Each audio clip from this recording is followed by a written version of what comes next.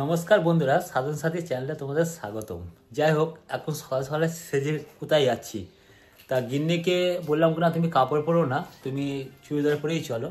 তা গিন্নি আমার কথাটা শুনেছে, যা খুব ভালো লাগলো, এক কথাতেই মানে রাজি হয়ে গেল। আরে না, যাচ্ছি এখন, আসবো সেই রাত্রিবেলা। এবার আমি শাড়িটা পরেছি, পরার পরেও মনে মনে ভাবছি যে আমি মনে হয় চুড়িদার পরলেই ভালো করতাম। যেহেতু আমি শাড়ি পরতে ভালোবাসি, ওই যোগে শাড়িটা আগে পরে নিয়েছি।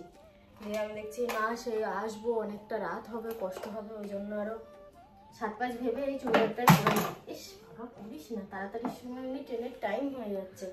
আমাকে 6টার সময় তুলে দিয়ে বললো কিনা আমাকে কিন্তু 7:30টার সময় বেরোতে হবে। তা যাই হোক, সেই থেকে যখন 6:10 বাজে বলেছি 6:40 বাজে দিয়ে উঠে পড়েছে।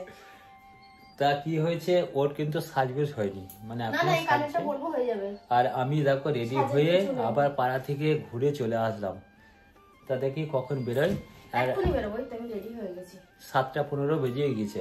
7:42 আমাদের ট্রেন ছিল, তো চলে এসেছে কুঝিকঝিক গাড়ি। প্রচণ্ড ভিড়, দেখো প্ল্যাটফর্মে কত প্যাসেঞ্জার, আর ট্রেনের মধ্যে তো খুবই ভিড়।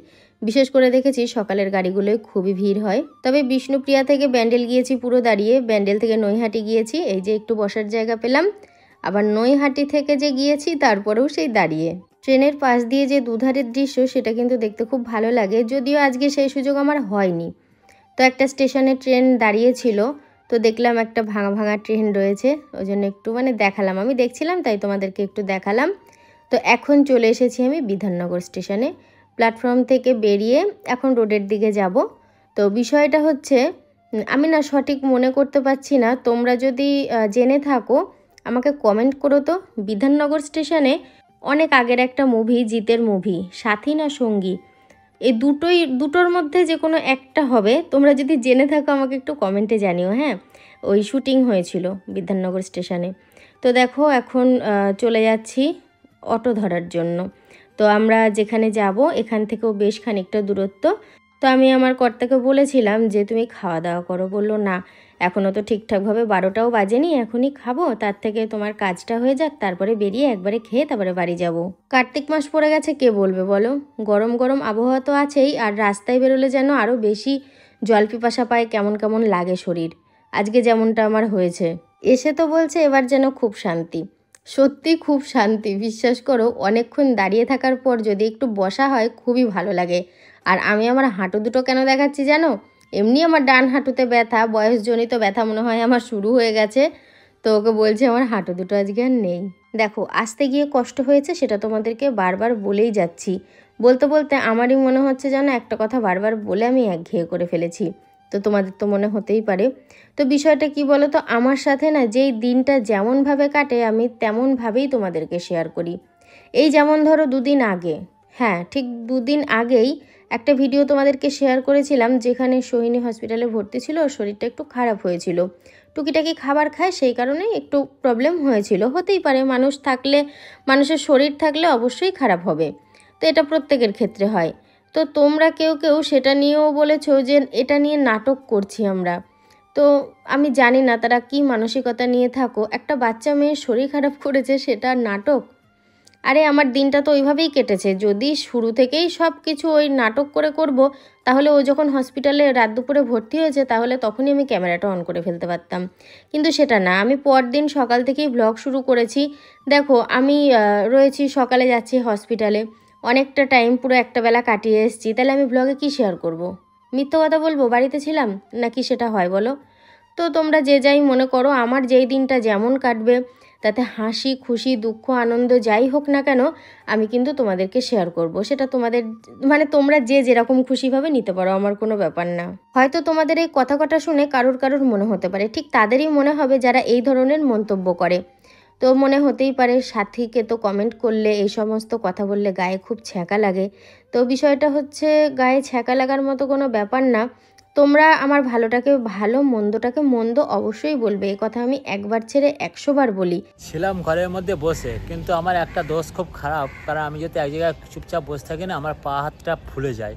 তার জন্য সাথে আমাকে বললো একটু হেঁটে আসো গা, আর একটুখানি ভিডিও শ্যুট নাও।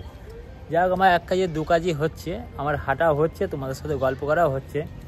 তা আমি এখন ওই মোড়ের মাথাটায় যাবো, মোড়ের মাথায় গিয়ে 1 কাপ চা খাবো। সেই সকালবেলা আমি চা খেয়ে বেরিয়েছি, তারপরে কিন্তু আর আমার কপালে চা জুটিনি। এই আসলাম, মিষ্টি আর জল খেলাম, জল টল খেয়ে মোবাইলে রিচার্জ করলাম, রিচার্জ করে আবার গিয়েছি সাথের কাছে, আর এই বাইরে বেরিয়ে আসলাম। চলো দেখি চায়ের দোকান কোথায় খুঁজে খুঁজে পাই, কি পাবো কিনা তাও জানি না। এদিকটা আমি কোনোদিন চাও তো খাইনি, মানে খেয়েছি রাস্তায় যে চায়ের দোকান পড়েছে সেই চায়ের দোকান ছাড়া কোনো চা খাইনি।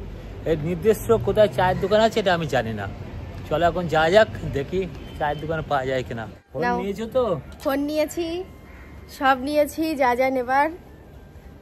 এবার তুমি চলে এসো, রোদ্দুরে ঝাঁপ দাও। ভুল আমি করেছি, সেটা হচ্ছে বিয়ে করে আমাকে কত রকমের সাহায্য করতে হয়। আমার বউকে গেট খুলে দিতে হচ্ছে, আমি খুললাম না গেটটা, নিতে হচ্ছে। আমি ঠিক লক্ষ্য করিনি কে গেট খুললো। আচ্ছা তোমার কি এটা মনে আছে এর আগের ক্ষেপে যখন আমরা এসেছিলাম তখন কিন্তু খুব বৃষ্টি ছিল, প্রচন্ড হারে বৃষ্টি ছিল, বৃষ্টিতে ভিজে ভিজে গিয়েছি। যাকে তোমার অনেক খিদে পেয়েছে, তো সাথে আমারও পেয়েছে। ওর একা পেয়েছে বললে খুব ভুল হবে, খুব খিদে পেয়েছে গো। সকাল থেকে শুধু ওই 1 কাপ লিকার চা আর জল খেয়েছি, কিচ্ছু খাইনি। তো ভাবছি এবার খাবো, খেতে হবে। খিদেটা আমাদের পেত না, আমাদের মানে প্রথম থেকে প্ল্যান। খিদের কোনো দোষ হয় না, খিদে অবশ্যই পাবে। এখন প্রায় বেলা, ও আমার কাঁধে হাত, মানে হ্যাঁ হাতটা রাখতে চেয়েছে আমি বুঝতে পারছি। তো এখন বাজে বেলা 2টো, ঠিক আছে, তো খিদে তো হবেই। আমরা স্টেশন থেকে নামার পরে খাওয়ার প্ল্যান ছিল, কিন্তু যে কোনো কারণে হয়তো খাওয়া হয়নি। এখন যাবো গিন্নি রাস্তা খুঁজবে। হ্যাঁ আমি চিনিয়ে নিয়ে যাবো, কারণ হচ্ছে একটাই যে তখন খাওয়ার টাইম হয়নি। ওই তো মেন রোড। সল্টলেক থেকে বিধাননগর স্টেশন দূরত্বটা কিন্তু খুব বেশি নয়, তবুও বুঝতে পারলাম না কেন 20 টাকা করে নিল পার হেড, দুজনের 40 টাকা। চাপলাম আর নামলাম। তো আমার মনে হলো কি যে ওই বেলাটা ভাড়াটা একটু বেশি দিয়েছি, চলো হেঁটেই যাই, অল্প রাস্তা তো, আর দুপুরবেলা একটু ফাঁকা ফাঁকাও আছে, দেখতেই পাচ্ছ খুব বেশি যে গাড়ির গ্যাঞ্জাম সেটাও নেই।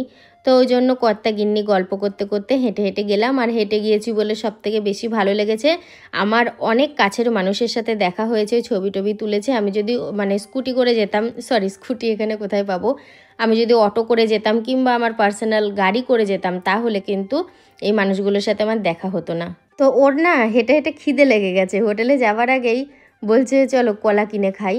তো দেখো কলা ঠিকঠাক ওর পছন্দ হলো না, কলাগুলো পছন্দ হওয়ার মতো না। কেন বলো তো, ওই কলাগুলো কিনে না ঘরে 2-1 দিন রেখে তারপরে খেতে হবে, তো তবে খাওয়া যাবে। এবার আমরা তো সাথে সাথেই খাবো, ওই জন্য একটু শক্ত রয়েছে বলে নিলাম না। তো হোটেলে চলে এসেছি খাবার খেতে।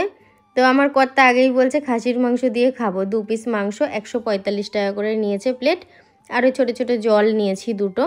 দুজনে এই খাবারটা খেয়েছি, আগে পরে তো কোনো কিছু খরচ করে আর খাওয়া হয়নি। ঠিক আছে চলো খাওয়া যাক, অসুবিধা নেই। আমরা খাওয়া দাওয়া সেরে টিকিট কেটে বিধাননগর থেকে এবার ট্রেন ধরলাম। এবার যাব হচ্ছে নৈহাটি। আর নৈহাটির কথা মাথায় আসতেই না বড় মায়ের কথা আগে মনে পড়ে, কারণ বড় মায়ের কাছে অনেকে গেছে, হয়তো আমার দুর্ভাগ্য বড় মা আমাকে এখনও টানেনি বলে আমি যেতে পারিনি। তবে একদিন ইচ্ছা আছে সকালবেলায় যাব শুধু বড় মাকে দর্শন করার উদ্দেশ্যেই, ওখানে গিয়ে পুজো টুজো দেবো। শুনেছি নাকি অনেক লাইনও হয়। তো যাই হোক সময় হাতে নিয়ে যাব যাতে কোনো অসুবিধা না হয়। এই ট্রেনটায় তবু যেন একটু স্বস্তি মিলল। 20-25 মিনিটের রাস্তা বিধাননগর থেকে নৈহাটি। তো নৈহাটি থেকে না ভুল বললাম, বিধাননগর থেকে নৈহাটি প্রায় 1 ঘন্টার রাস্তা, নৈহাটি থেকে ব্যান্ডেল 20-25 মিনিটের রাস্তা। আমার কর্তা আজকে যেটার সন্ধানে ছিল ঠিক মিলেছে। তো ট্রেনে দেখছে সিঙ্গাপুরি কলা বিক্রি হচ্ছে, আর মানে বিক্রি হতে দেখেই ও দাম দরও ভালো করে করেনি। জিজ্ঞাসা করলো কত করে দাম, বললো 4টে 20 টাকা। ওকে আবার 5টা দিল 20 টাকায়, বলছে দাদা নেন আর একটা। যাই হোক কলাগুলো কিন্তু বেশ ভালোই খেতে, আমি একটা খেলাম আর ও 4টে খেয়েছে। বিশাল শান্তি সেই সকালবেলা বেরিয়ে, মানে ব্যান্ডেল থেকে যখন ট্রেনে উঠেছি বলছি দাঁড়িয়ে দাঁড়িয়েই চলে যাব, বাড়ি যাচ্ছি তো মনে একটা আলাদা আনন্দ। আর সত্যি আজকে খুব কষ্টই হয়েছে যেতে আসতে, যেতেও আসতেও খাতে পাই আর নিচ্ছে না। তো এটার মধ্যে দেখো সেই ট্রেনে ওই মোহনভোগই তো বলে, মোহনভোগ বিক্রি করে 5 টাকা করে পিস, ওইগুলো নিয়েছি বাড়ির জন্য। আর আমার বাবা তো মিষ্টি খাবে না, তাই এই 2-3 প্যাকেট মতো ওই চাল ভাজা, তারপরে এই যে বাপির জন্য একটা সবুজ মটর, এগুলো তো নেওয়া হয়েছে টুকিটাকি। তো এখন চেঞ্জ করব, ফ্রেশ হব, স্নান করব। আমি মাথায় জল দেবো না, ঠান্ডা লেগে যেতে পারে, গায়ে হাত পায়ে সব জল দিয়ে ফ্রেশ হব। ট্রেনের ঘুগনি মিষ্টি এগুলো কিন্তু খারাপ লাগে না, আমার ভাল লাগে। তো গাড়িতে যখন ছিলাম তখন মনে হয় কি খাবো না, এর আগে কি হয়েছে শোনো, নিলাম না, বাড়িতে এসে যখন এডিট করছি ভিডিও করেছিলাম দিয়ে তখন খেতে ইচ্ছা করে। তো যাই হোক 5 টাকা পিস তো আর এখন রসগোল্লা পাওয়া যায় না মিষ্টির দোকানে, ট্রেনেই দেখি পাওয়া যায় একটু কম কম দামে। অন্য দিনের তুলনায় তুমি আজকে একটু তাড়াতাড়ি খাও, খেয়ে দিয়ে শোবো, শরীর ভালো লাগছে না, ঘুমাবো, শরীর ফ্রেশ হবে। দেখছে টাইমটা 9টার বেশি বাজে, 9:40 বাজে। আমিও না করবো না, কারণ সারাদিন একটু ক্লান্ত ভাব আছে, মানে শরীরটা খুবই খারাপ লাগছে। আজকে ঘুমাও, দেখো কালকে ফ্রেশ লাগবে। আমার নয়, আমার গিন্নির। কিরকম কথা। তা দুজনে একসাথেই খাওয়া দাওয়া করি, খাওয়া দাওয়া করে তারপর যা করা করে। আর ভাতের পাতে একটা মিষ্টি রেখে দিয়েছে আমার জন্য। হ্যাঁ, ও মিষ্টি খায়নি, একটা খেয়েছে আর একটা খায়নি, আর আমি দুটোই খেয়ে নিয়েছি আমার। ভালো করেছো। আর সুন্দর রান্না করে আমাদের রাত্রের খাবারটা দেখো দিয়েছে। ভাত রয়েছে, ভাতের মধ্যে গোটা আলু সিদ্ধ, বললো বৌদি মেখে নিলে মেখে নিও, মনে হয় লাগবে না, এখানে তরকারি আছে। তো এটা, হ্যাঁ বলো। তুমি ভাতটা বাড়ো, আমি বিছানাটাকে পরিষ্কার করে দিই। দাও।